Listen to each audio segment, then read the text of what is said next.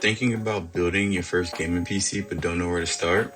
In this video, I'm going to walk you through everything from picking the right parts to the first successful boot up. We're going to build a high-performance gaming machine that fits your budget without the pre-built markup. Let's get into it.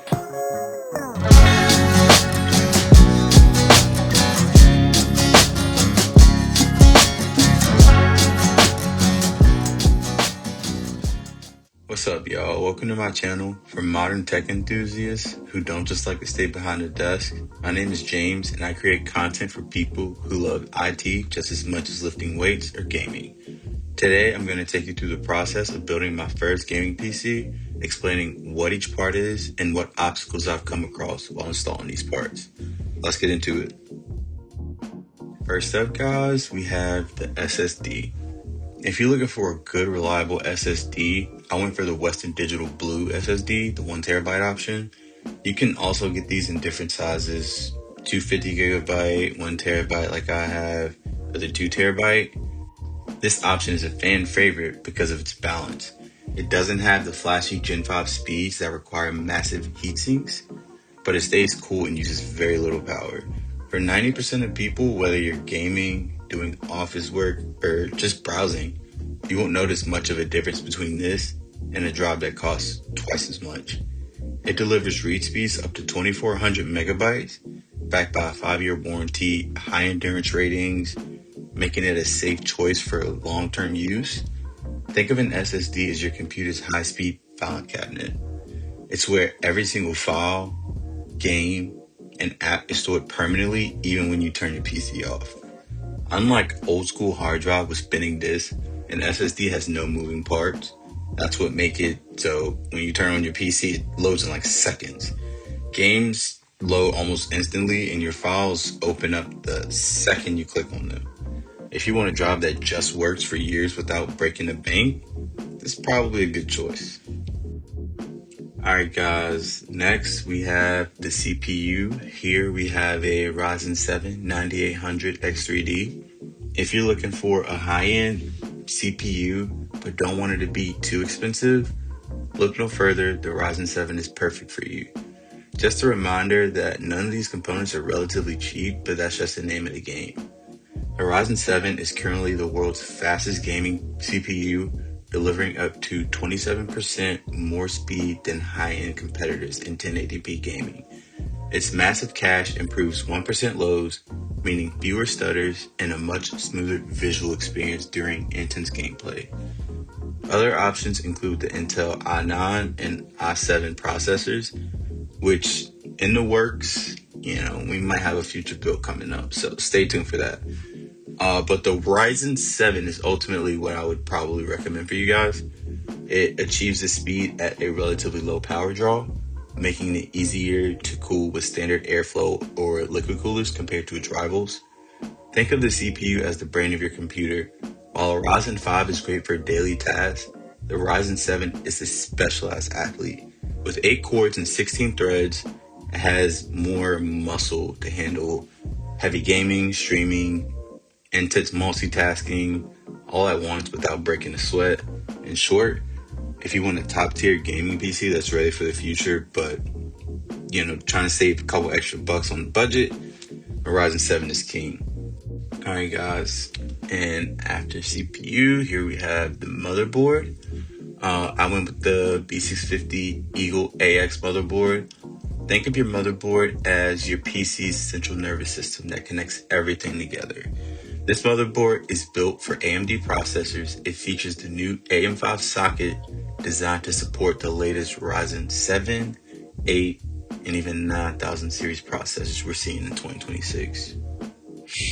It has its usual CPU connectors as shown on screen, motherboard connectors below the RAM, CPU socket directly in the middle as you saw earlier in the video, RAM sockets directly below it, and all the front connectors with USB Type A, fans, front I/O, internal connectors, USB-C, etc. It features one PCIe slot for ultra-fast boot times and 2 additional PCIe slots for extra storage. It has built-in Wi-Fi, Bluetooth, and it provides a dedicated 6 GHz bandwidth for lag-free gaming and streaming. It has VRM, ensuring your processor gets smooth, consistent power for better stability and performance. If you want a reliable, high-performance base for your gaming PC that supports the latest tech without wasting money on flashy lights, this is it.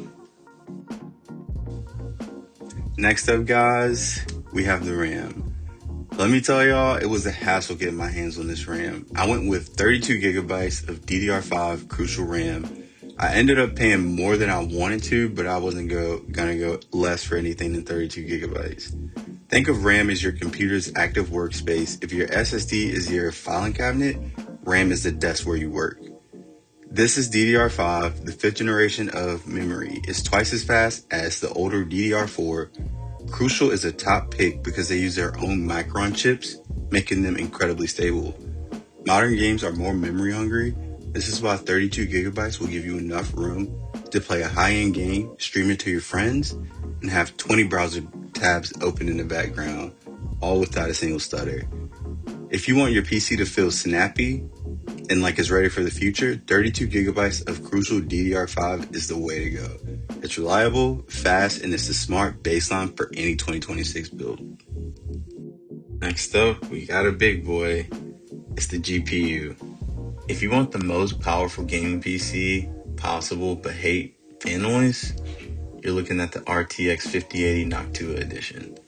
It's a massive 4-slot beast that trades flashy RGB lights for pure silent performance. Just a heads up that the pricing of the GPUs are currently at an all-time high. This is because they cut back production on GPUs for AI, especially GPUs that typically they use more than about 8 gigabytes of VRAM, I'd say. In 2026, expect a 10 to 20% price hike on high VRAM GPU lineups. AMD will also be increasing their prices as well. The GPU is basically like the artist of your computer. It takes instructions from the CPU, like draw force here, put ocean and sand there, and turns them into a high quality image and sends it to your monitor. ASUS teamed up with Noctua on this 5080, which is incredibly fast and produces a good amount of heat, and decided that the standard thin GPU fans weren't going to cut it. So they mounted 3 full-size 120mm fans to this beast of a graphics card. These large fans can move much more air while spinning at slower speeds, which means that your card can stay under about 60 degrees Celsius while being up to 50 decibels quieter than any other card in this class. The RTX 5080 is the quietest way to play at your highest settings. Is the brown and tan look good for you, or would you prefer RGB lighting? Let me know in the comments. And next up is the power supply. For the power supply, I went with the 1200 watt BeQuiet PSU. I didn't necessarily need 1200 watts, but when you're building a PC, you want to account for expansion in the future. You might switch GPUs, upgrade, you might go back, want another CPU, it may draw more power, or add fans and lighting. I would rather have more than I need than, have to go back and buy a whole nother power supply unit. But the power supply is the heart of your computer. It takes electricity from the wall and pumps it out to every part of your build. This power supply focuses on silence. In 2026, their high-end units like the Dark Power 13 uses a frameless silent wing fan. Because this unit has such high capacity, the fan doesn't even need to spin when you're doing normal tasks, making your PC dead silent. If you're building a top-tier PC in 2026 with a Ryzen 7, I highly recommend a BeQuiet power supply for gaming in a silent room. Alright y'all, last but definitely not least, I decided to go with an AIO or all-in-one cooler for my CPU. It's like a mini radiator system for your processor. Traditionally, I know heat sinks are probably, the thing you would normally go with, but being that I had limited space, I wanted to ensure that I used it efficiently. An AIO typically uses a specialized liquid to soak up heat from the CPU and carry it to a large radiator at the top or front of your case, where 3 fans will usually be in a push or pull configuration to get that heat out of there. I went with the Corsair Nautilus 360 RS. What makes the Nautilus special in 2026 is its simplicity. Most high-end coolers require a separate control box and a mess of wires, but the Nautilus plugs directly into your motherboard, and it uses daisy chainable fans, meaning that they connect together. So you can only use like a single wire for all 3 fans, sorry. Before I purchased my GPU, I did not realize how massive it was. I even had doubts about it fitting in my case. So due to that, I only mounted 2 fans to the radiator and used the other as a case fan. After getting my PC put together, I ended up adding 2 additional 140 millimeter exhaust fans to the top to compensate for this. And they work great. My GPU runs at about 55 degrees Celsius at full load. It's built for power, featuring a super quiet pump and slightly curved base plate that makes perfect contact with your CPU. It also comes with pre-applied thermal paste, so you can just drop it on and go about your day. In short, the Nautilus 360 RS is for the builder who wants cooling power of a 360 AIO without the cable nightmare or premium price tag. It's a pro level cooling made easy for 2026. Here's the final outcome of everything we've been working on. Let's turn this baby on.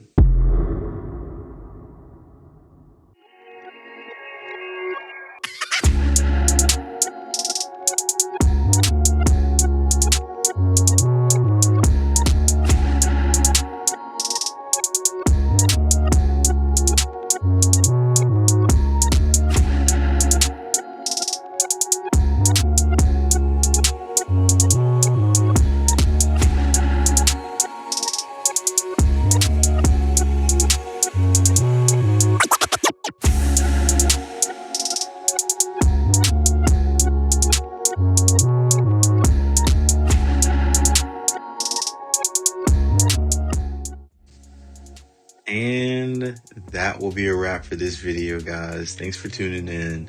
There's also a couple things I'd like to add. If you are using any of the newer Ryzen processors, whether you have a newer or older motherboard, be sure to update the BIOS before installing for compatibility reasons. I ran into this. It's a quick fix. Another update on the build, I also added 2 140 millimeter exhaust fans to the top to help with cooling, since my GPU takes up so much space. And with all that being said, the GPU runs at about 55 degrees Celsius under full load, and the CPU is running about mid to low 60s under load. So thank you for checking out the video. It's truly been a great experience getting everything together for you guys. We also have another build coming up soon. Please be sure to like, comment, and subscribe. Turn on post notifications if you'd like to see more content coming from us. Again, thank you for tapping in. Threaded James out.